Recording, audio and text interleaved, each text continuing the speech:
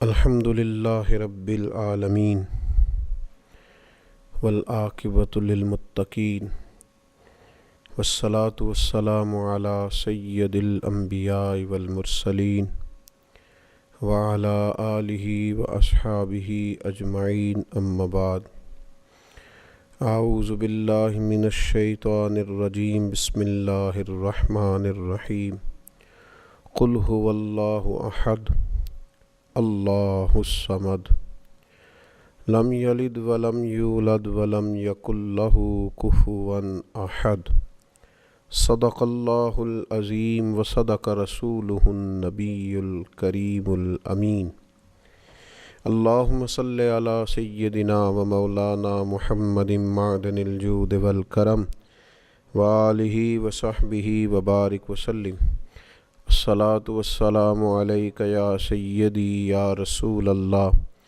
وعلی آلک واصحابک یا سیدی یا حبیب اللہ۔ حمد و صلاۃ کے بعد ماہ نور و سرور، ماہ رمضان المبارک کی بابرکت پرکیف خوبصورت گھڑیاں اللہ نے ایک دفعہ پھر امت مسلمہ کو نصیب کی ہیں۔ اللہ تعالیٰ اس ماہ مبارک کو عالم اسلام کے لیے باعث خیر و برکت اور اس کی رحمتوں کے صدقے اللہ تعالیٰ امت کو عروج اور باقپن عطا فرمائے۔ آج رمضان المبارک کی بابرکت گھڑیوں میں پہلی تربیتی نشست ہے۔ آج کی گفتگو میں عقیدہ توحید کے تعلق سے چند گزارشات آپ کی خدمت میں عرض کرنی ہیں، اور میں نے یہ عرض کرنا ہے کہ عقیدہ توحید انسان کی زندگی پر کس طرح کے روحانی اثرات مرتب کرتا ہے۔ جس عقیدے کا انسان ہوتا ہے، جس نظریے کو وہ مانتا اور جانتا ہے، اس کے لازمی اثرات اس کی روحانی زندگی پر ہوتے ہیں۔ اسلامی عقائد میں سے بنیادی عقیدہ عقیدہ توحید ہے۔ اللہ تعالیٰ کی ذات اور صفات میں اسے یکتا اور تنہا ماننا، ذات و صفات میں کسی کو کبھی شریک نہ ٹھہرانا، یہ عقیدہ توحید ہے۔ اسی نظریے کی تبلیغ کے لیے اللہ تعالیٰ نے تمام انبیاء کرام علیہم السلام کو مبعوث فرمایا۔ یہی عقیدہ توحید ہے جو نبی کریم صلی اللہ تعالیٰ علیہ وسلم کی کامل غلامی سے بندہ مومن کو نصیب ہوتا ہے، اور پھر وہ انسان کی زندگی میں اور اس کی طبیعت میں انقلاب برپا کر دیتا ہے۔ قرآن حکیم کی معروف، مختصر، جامع اور انتہائی بابرکت سورہ اخلاص عقیدہ توحید کو بیان کرتی ہے۔ اللہ کریم نے ارشاد فرمایا قل هو اللہ احد، تم فرماؤ وہ اللہ ہے اور وہ ایک ہے۔ اللہ الصمد، اللہ بے نیاز ہے۔ لم یلد ولم یولد، نہ اس کی کوئی اولاد ہے اور نہ وہ پیدا کیا گیا ہے۔ ولم یکن لہ کفوا احد، اور اس کا کوئی ہمسر نہیں، اس کا کوئی جوڑ نہیں۔ اللہ تبارک و تعالی وحدہ لا شریک ہے۔ اللہ تعالیٰ بے نیاز ہے، کھانے سے، پینے سے، تھکن سے، سونے سے، جاگنے سے، اونگ سے۔ اللہ بے نیاز ہے۔ اللہ تبارک و تعالی کی نہ کوئی اولاد ہے، نہ اس نے کسی کو جنا ہے، نہ وہ جنا گیا ہے، اور اس کا کوئی ہمسر نہیں۔ یہ مضبوط عقیدہ ہو۔ کائنات کا خالق، مالک، رازق، عزتیں اور ذلتیں جس کی حکمت کا تقاضا ہیں، وہ اللہ تعالیٰ ہے۔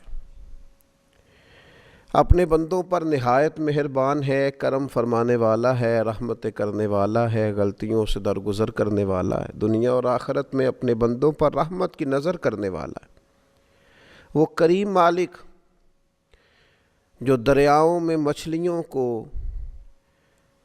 جو بلوں میں چیونٹیوں کو، پتھروں میں کیڑوں کو، جو ہر کونے میں ہر مقام پہ بسنے والے انسانوں کو رزق عطا کرتا ہے۔ مالک حقیقی ہے، خالق حقیقی ہے، رازق حقیقی ہے۔ رحمان ہے، رحیم ہے، کریم ہے، ستار ہے، غفار ہے۔ وہ اپنی شانوں، صفتوں، کمالات اور اسماء مبارکہ میں ہر لحاظ سے بلند و بالا ہے، یکتا و تنہا ہے، اور اتنا کریم ہے کہ جس طرح کا بندہ اس کے ساتھ گمان کرتا ہے، مالک اسی طرح کا اس کے ساتھ معاملہ فرما دیتا ہے۔ مانگنے والوں کو رزق بھی دیتا ہے، عزت بھی دیتا ہے، صحت بھی دیتا ہے، اولاد بھی دیتا ہے، عمر بھی دیتا ہے، اور دیتا ہے تو بے حساب ہی دیتا ہے، اور دیتا ہے تو پھر اتنا دیتا ہے، اتنا دیتا ہے، اتنا دیتا ہے کہ انسانیت لیتے لیتے تھک جاتی ہے، لیکن مالک کی عطائیں جاری رہتی ہیں۔ فرمایا بس ایک بات کا خیال رکھنا، کسی کو اس کا شریک نہ ٹھہرانا۔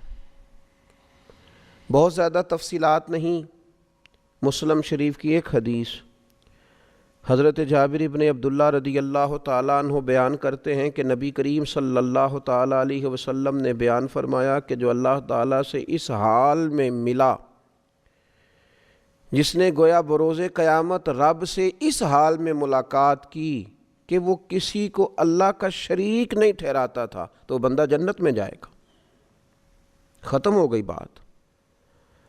اور فرمایا جس نے اللہ سے اس حال میں ملاقات کی کہ معاذ اللہ وہ کسی کو اللہ کا شریک ٹھہراتا تھا، وہ بندہ دوزخ میں جائے گا۔ رسول رحمت صلی اللہ تعالیٰ علیہ وسلم کی اس خوبصورت جامع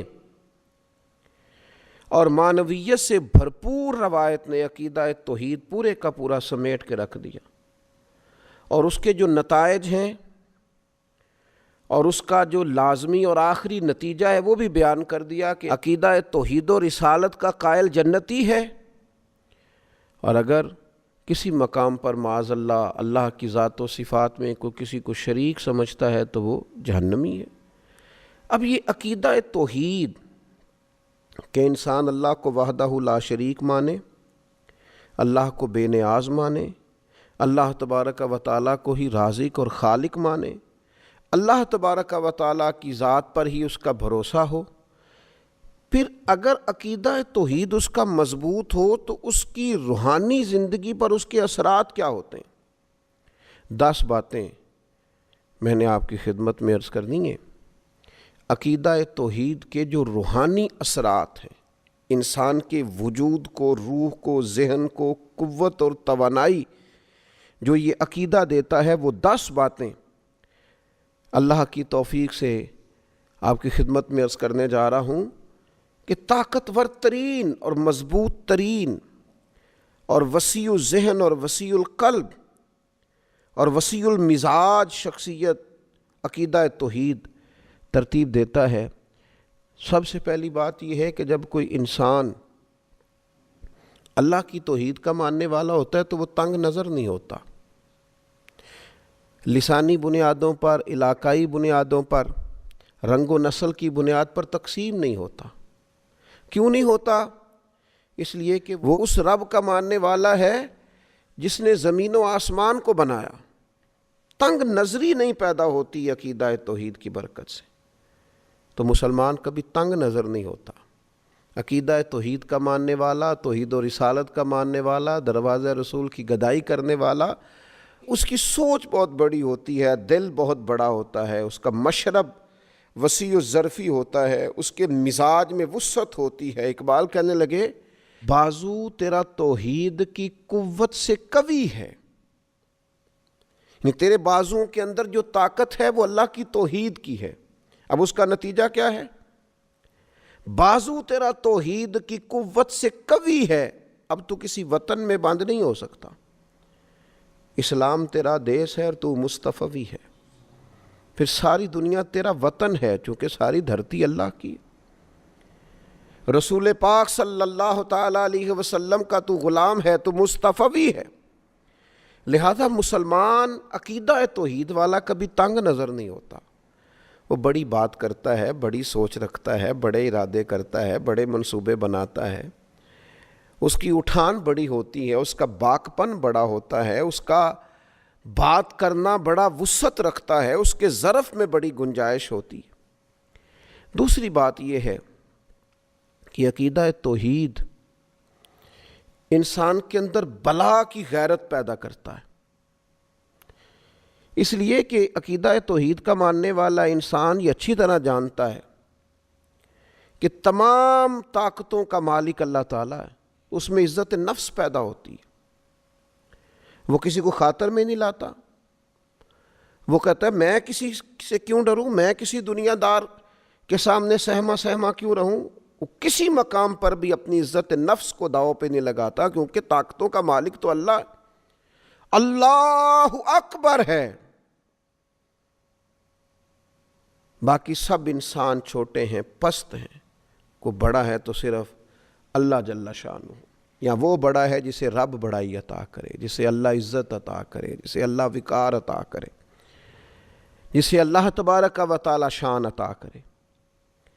پھر تیسری بات یہ ہے کہ عقیدہ توحید انسان کے اندر عاجزی پیدا کرتا ہے، متکبر نہیں ہونے دیتا،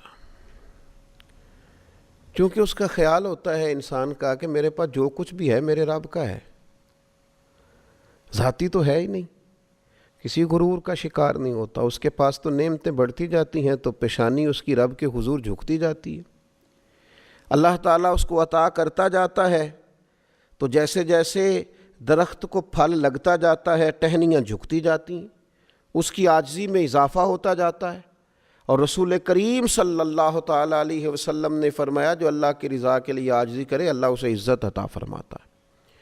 عقیدہ توحید انسان کے اندر عجز پیدا کرتا ہے، اس کے مزاج میں جھکاؤ پیدا کرتا ہے، انانیت، تکبر، ان بیماریوں سے اسے نکال دیتا ہے۔ چوتھی بات یہ ہے کہ عقیدہ توحید رکھنے والا انسان وہ جانتا ہے، وہ اس بات کو سمجھتا ہے، اس کا ذہن بن جاتا ہے کہ مجھے کبھی بھی عقیدہ توحید کا رکھنے والا انسان کبھی بھی ناانصاف نہیں ہوتا، ظالم نہیں ہوتا، وہ عادل ہوتا ہے، ناانصافی نہیں کرتا، کیوں کہ اسے پتہ ہوتا ہے اگر میں تھوڑی سی یہاں ناانصافی کروں گا تو میرا مالک مجھے دیکھ رہا ہے، صبح قیامت انصاف کر دے گا، ہر ظلم کا حساب دینا پڑے گا مجھے، قیامت کے دن اللہ کے حضور حاضر ہونا ہے، لہذا عقیدہ توحید انسان کو منصف مزاج بنا دیتا ہے۔ اللہ رسول کے ماننے والے کبھی بھی ظالم نہیں ہوتے، ناانصافیاں نہیں کرتے۔ پھر پانچویں بات یہ ہے کہ عقیدہ توحید کا ماننے والا شخص جو ہوتا ہے نا، کبھی مایوس نہیں ہوتا، اس کا دل نہیں کبھی ٹوٹتا، اس کے مزاج کے اندر کبھی کمزوری واقعہ نہیں ہوتی، اس لیے کہ وہ اس رب کا ماننے والا ہے جس نے کہا ہے لا تقنطوا من رحمت اللہ ان اللہ یغفر الذنوب جمیعا، تم نے کبھی اللہ کی رحمت سے نا امید نہیں ہونا، اللہ سارے گناہ معاف فرما دے گا۔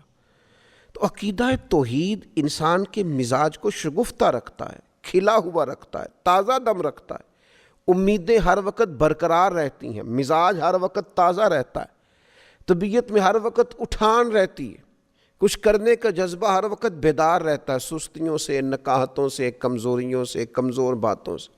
عقیدہ توحید کا ماننے والا بچا رہتا ہے، روحانی تازگی نصیب ہوتی۔ چھٹی بات،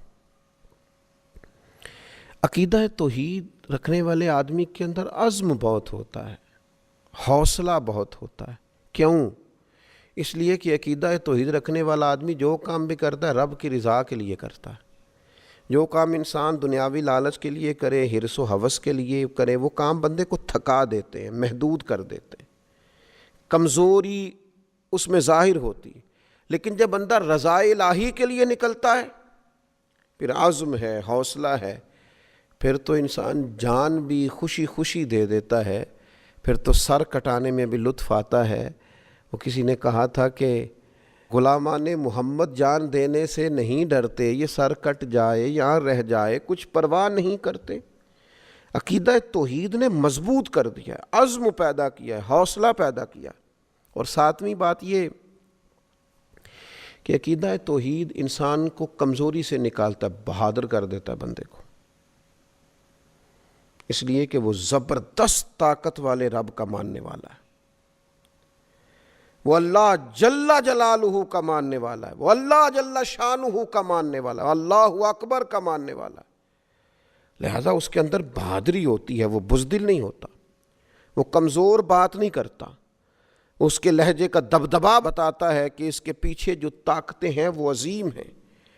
کسی عظیم کو ماننے والا اللہ رسول کی مدد اور نصرت کا دامن اس نے تھاما ہوا ہے، اور یہ جدھر جاتا ہے اللہ تعالیٰ اس کی مدد فرماتا ہے.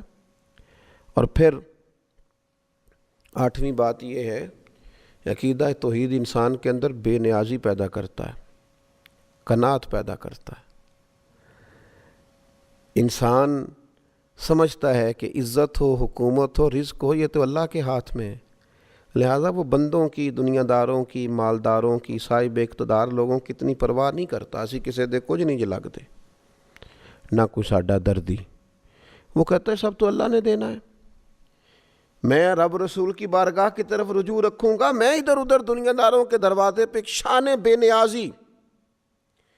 اس لیے آپ کبھی دیکھیں اللہ کے بندوں کو، حضرت ابو عبیدہ بن جراح، جناب ابو ذر غفاری، سیدنا فاروق اعظم، حضرت مولا علی شیر خدا علیہم رضوان، کبھی ان کو دیکھیں، لباس سادہ، انداز سادہ، لیکن کیا شان ہے، کیا انداز ہے. اللہ تیرے بندوں کی کیا عظمت ہے. جہاں بیٹھتے ہیں رونقیں نرالی ہیں، جو ارادے کرتے ہیں ان ارادوں میں طاقتیں خدائی ہیں، بے نیازی ہیں، بے پرواہ ہیں دنیا سے. اپنے رستوں کا تعین خود کرتے ہیں، ہواؤں کے رخ پھیر دیتے ہیں. عقیدہ توحید نے بے نیاز کر دیا. اقبال کہنے لگے دو عالم سے کرتی ہے بیگانہ دل کو، عجب چیز ہے لذت آشنائی. جب سے مالک تیرے ساتھ آشنا ہوئے ہم تو دنیا سے بے نیاز ہو گئے، بیگانہ ہو گئے. اور پھر 9ویں بات یہ ہے کہ عقیدہ توحید کا ماننے والا قانون کا پابند ہوتا ہے، اس لیے کہ اسے پتہ ہوتا ہے میرا اللہ ہر حال میں مجھے دیکھ رہا ہے. اسے پتہ ہوتا ہے اللہ ظاہر کو بھی دیکھتا ہے، باطن کو بھی دیکھتا ہے.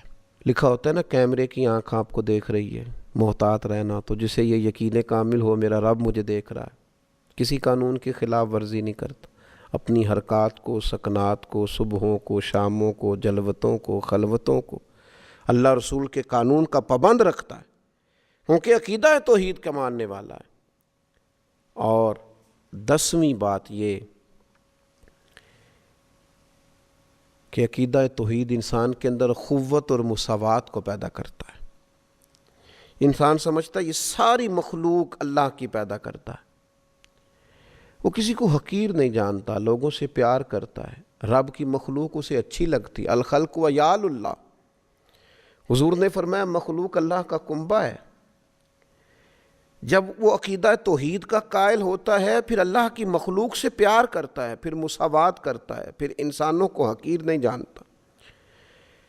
پھر وہ اللہ کے بندوں کو، مسلمانوں کو، رسول کریم کے غلاموں کو غلامی کی نسبت سے ساتھ بٹھا کر فخر محسوس کرتا ہے. کسی بھی مسلمان صحیح العقیدہ کو پاس بٹھا کے اسے گھٹن محسوس نہیں ہوتی. یہ 10 باتیں ایسی ہیں جو روح کو تازہ کر دیں، جو طبیعت میں ایک نورانیت پیدا کر دیں، جو مزاج کو شگفتہ کر دیں. یہ کب نصیب ہوتی ہیں؟ جب عقیدہ توحید ملتا ہے. 10 باتیں عرض کی ہیں. اللہ تعالیٰ مسلمانوں میں یہ پیدا کر دے، ہمارے دلوں کو ٹھنڈا کر دے. اور آپ یقین کریں اگر یہ 10 باتیں پیدا ہو جائیں تو انزائٹی بھی گئی، ڈپریشن بھی گیا، ٹینشن بھی گئی. اور یہ جو کہا جاتا ہے کہ فلاں میری بات نہیں سن رہا، فلاں میرا خیال نہیں رکھتا، ان ساری باتوں سے انسان گیا. جس کے پیچھے رب رسول ہوں اسے کسی اور کی حاجت رہ ہی نہیں جاتی. اللہ تبارک و تعالی عقیدہ توحید و رسالت کی مضبوطی عطا کرے. وما علینا الا البلاغ المبین.